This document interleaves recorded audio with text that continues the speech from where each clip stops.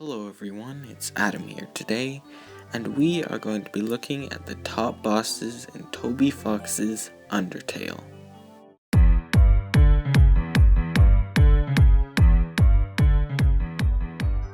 So looking at my channel, I noticed how I hadn't really made much Undertale stuff in a while, despite the icon for my channel being Metaton EX. Anyways, this is, like always, my opinion, and I guarantee no one will have the exact same list as me. Before we jump into number 10, I want to set some quick ground rules on bosses being ranked. I'm not including small bosses like the Amalgamates or secret bosses like Mad Mew Mew. This leaves us with 14 bosses to rank, and finally, if any of my disappointing 10 subscribers are worrying about me quitting my channel because of the new kid guidelines, don't worry. I obviously don't make money from this channel and just enjoy making videos and getting my ideas out there. But with that, let's get into number 14.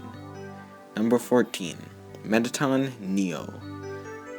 So I'm really not sure what I can say about this fight, except that the thing was like really disappointing.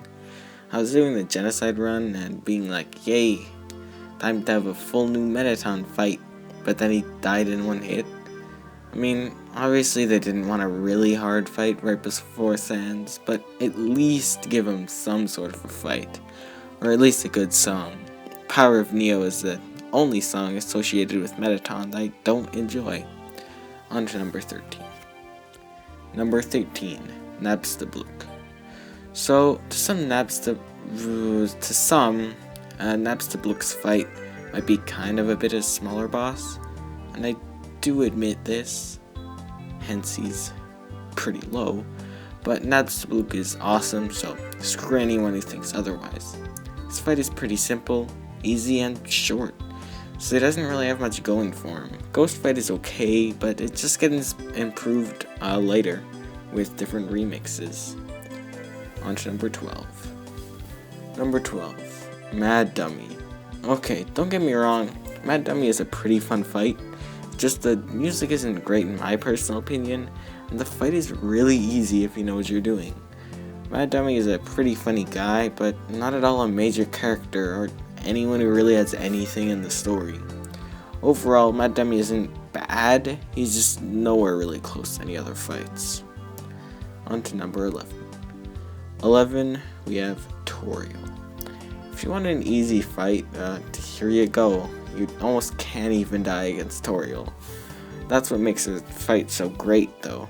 The fight with Toriel is not really meant to be a grand, hard boss battle, but instead to show character and consequences for your actions. I mean, in their first playthrough, who really took the time to hit the spare button over 20 times to spare her? Combined with a great song, the Toriel fight is a masterful creation of emotion, but really not that much compared to our top contenders. Now, into number 10. Number 10, Papyrus. So, I love Papyrus, don't worry, he's probably my second favorite character in the game. His fight just sucks. I mean, he gets bonus points for the fantastic music, especially the change that happens during the fight, but the rest of his fight lacks. Well, not super easy like Toriel's, it's not hard at all. I mean, if you lose, you just get tossed into jail and can instantly come out again. All of this adds up to a mediocre fight with pretty great character.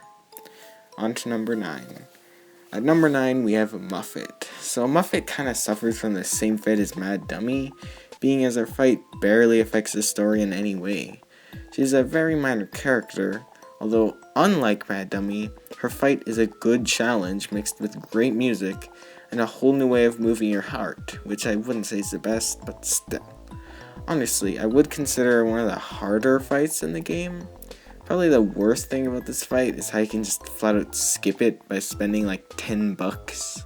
Anyways, it still makes for great fun. On to number 8. At number 8, we have Undying. So going through Undertale the first time, I really didn't enjoy the Undying fight. I just found it a horrible result for all the build-up in Waterfall, and not enjoyable with little to no unique dialogue from Undying. Anyways, I've now moved past that, but not entirely. I don't like Spear of Justice, and I still think it's not the best result for all the build-up and previous encounters with her. Of course, it is the first hard-ish fight you do in the game, but still, sparing her always seemed like a pain, and it did barely anything in the pacifist route anyways. Killing her honestly made for a more memorable experience. The one thing I absolutely love about this encounter is that right before the fight, the part when Undine just goes insane and gets like really mad after she was about to tell Frisk the story of the monsters and humans. This is like one of my favorite parts in the game. I just find it so funny. At least to me. Anyways, on to number 7. Number 7, Metaton. Just a quick note, I'm talking about the whole game show part. Anyway, this fight was our first introduction to my robot boy, and I still love it. Sure, it doesn't make you feel anything, but it's pretty dang funny. The questions, the way Metaton asks, and not to forget the music. Metal Crusher is kinda a love or hate song, and I can see why people hate it, but I think it's pretty great. On to number 6. Number 6, Undying the Undying. So this fight is a bit of an odd one. In my opinion, the actual fight sucks. I mean, it's just hard. Period. The mechanic isn't new and there's barely any dialogue. The part where the fight really pulls through is the beginning and the build-up. Undine sacrificing herself for Monster Kid, then coming back from the brink of death right when you thought this was another easy one-hit fight. It was a really, really powerful sequence. Maybe not so much after watching it like 30 times, but still. I had a lot of trouble with this fight. One of the main things that kept me going was, of course, Battle Against a True Hero. This is one masterpiece of a song. It's powerful and fills the fight exactly right. Anyways, into our top 5. This is where we get to the really big fights. Number 5, Asghar. Asghar is a great fight. He just is. Throughout the entire game, everyone is either telling you he's gonna completely annihilate you, or he's just a nice guy. You know this in the end, and Asghar is your final enemy. Well, I mean, that's not true, but the game definitely makes you believe that. The best thing about this fight is the emotion. It starts with you feeling bad for him. He doesn't want to kill you, but it has to happen. Then he just goes all out and destroys your mercy option. At the time, it looks like you have no choice. You must kill him. His music and everything makes for the perfect finale to any game, but then Toby Fox just added more. But we'll get to that later. Overall, Asghar is annoyingly hard, but an absolute beautiful fight. But there's still 4 better ones. Number 4, Ezreal. So you might have been expecting this one a bit higher, but I'll stand my ground. Ezreal was a very good fight. Everything about it was just so big and flashy compared to everything else in the game. The true pacifist obviously has the most satisfying ending of them all, and Ezreal was a great conclusion. The fight is like an hour long, so I can't touch on everything, but the most impactful part was definitely having to save all your friends, even though a certain central character whose name starts with M wasn't there. And the final talk with Ezreal before you beat the game was also a great part. One thing everything seemed to like about this fight was the music, which, I don't know, it's never really stuck with me. Anyways, into the top 3. Number 3, Sans. So, to anyone who doesn't know Undertale, really the only thing they're gonna know is Sans. You probably assumed that if Ezreal wasn't first, then Sans would be, but no. Sans is truly a fight to go down in gaming history. Well, it may not have as much build-up, and what happens during the fight leaves you truly contemplating your actions in the genocide run. Sans is a being who knows everything. He knows he can't win, that you can fight him infinite times, and all he can do is delay the inevitable. And boy does he. This fight is really, really hard. Easily the hardest fight in the game. Not even really compare. Sans makes you truly pay for your actions. You killed his brother, so he punishes you. The Sans fight is truly amazing. The satisfaction of beating it is so great, and then instantly turn into sadness when you see Sans make one final remark to his dead brother, then die himself. Not to mention one of the best songs, Megalovania, is paired up with an already great fight. Finally, we get to number 2. Number 2, Metaton EX. So, Metaton is my favorite character in the game. I do admit that this fight might not really be better than Sans's or Ezreal's, but I still absolutely love it. It was a turning point in the game for me, honestly. When I first got the Metaton EX, he truly made me realize how great a game Undertale was. And it was also the first main boss I decided to spare. Sorry, Papyrus. This may be partially why it's so high, but I still really enjoyed the fight. Prior to it, you realize something is off with Metaton. Then you find out he was acting all along, and now he will actually strive to kill you. Except now he's hot.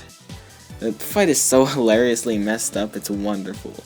Quotes like, "This is a family-friendly TV show, now stand still while I murder you," make this fight all the more enjoyable.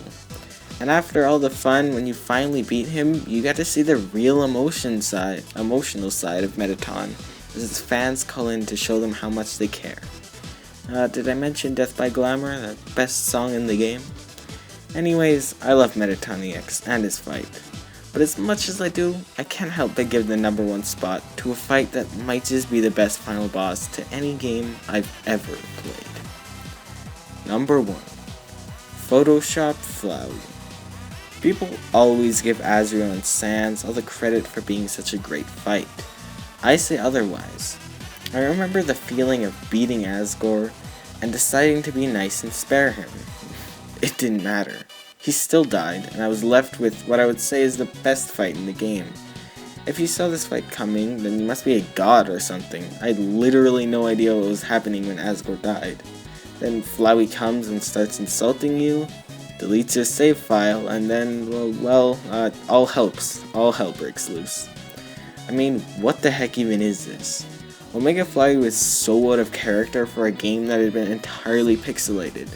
There's something about this fight, the crazy music paired with the messed up abomination that is Photoshop Flowey, that makes this fight so good. Of course you can't lose, and it's a relatively easy fight once you understand what to do, but who freaking cares?